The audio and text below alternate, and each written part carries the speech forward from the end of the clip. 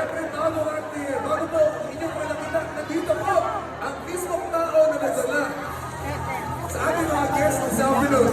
Malakpan natin ulit ang founder at chairman ng IDP, Mr. Marlon D!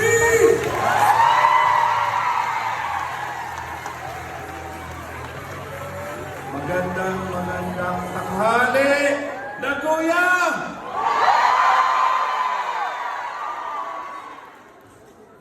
So, nauna na kayo rito.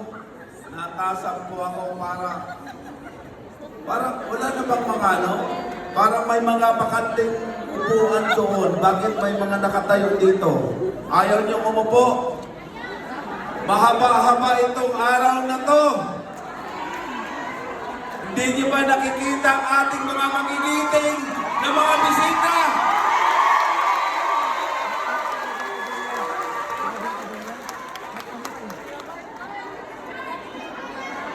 So ako ay natasan, mga kapatid, mga kababayan, para magbukas ng isang magandang hapon sa lahat ng OFW at sa lahat ng mamamayang Pilipino, sa lahat sa atin, mga taga-Nagoya.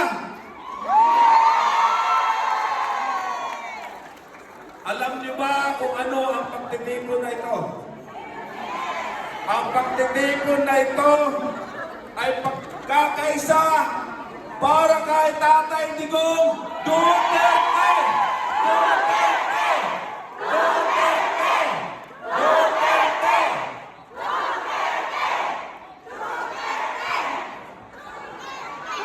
Isang leader at isang pangulo na ibinigay ang taos-puso niyang pagsisilbi para sa bayan.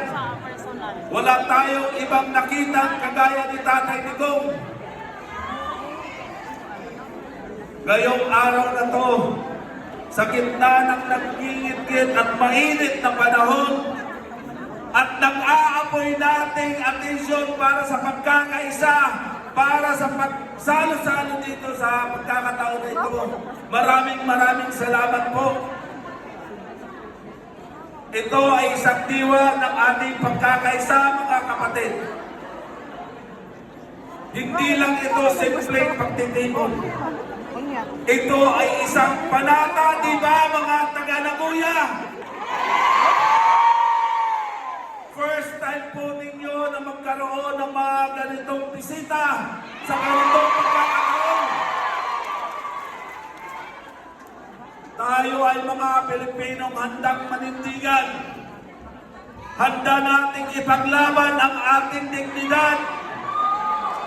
At handa nating isigaw na tayo ay maninindigan sa katotohanan laban sa korupsyon sa pamamagitan nila. At dala natin sa araw na ito ang iisang tinig. Hindi ko makita ang ating mga green na flag na saan iwagayway natin ang ating mga flag. At isigaw natin, bring PRRD home alive!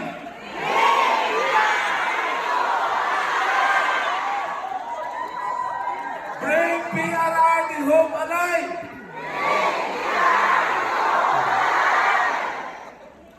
Bakit kailangan nating sumigaw at kailangan nating ipakita ang ating pagkakaisa? Si Tatay Digong ay hindi lang isang pangulo ng ating bansa, kundi siya ay naging tinig nating mga OFW, ng mga mahihirap,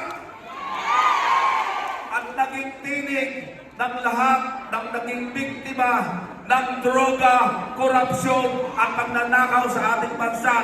Yan si Tatay Digong Duterte!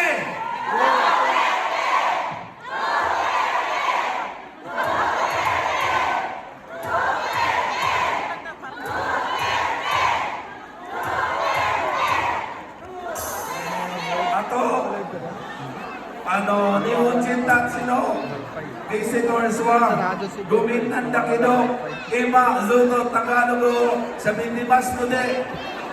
Hindot sila kinuhanasin ka, istitayin ni siyo. Kono at sumarinua, Duterte, Rodrigo no, Taminiho, at sumantan ni siyo.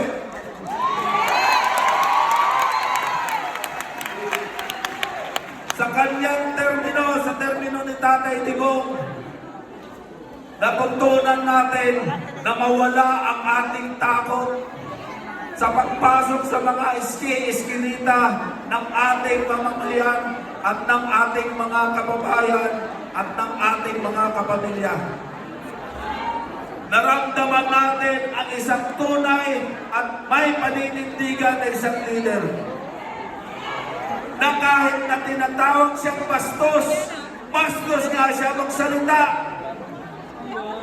Pero ang tinatamaan ay walang iba kundi ang mga nagpapasasa sa kaban ng bayan. Ang mga kurap na nasa gobyerno.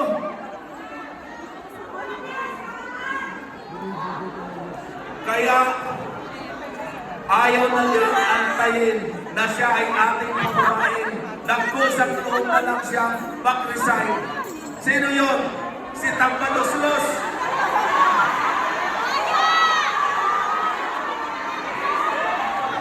Nagoya.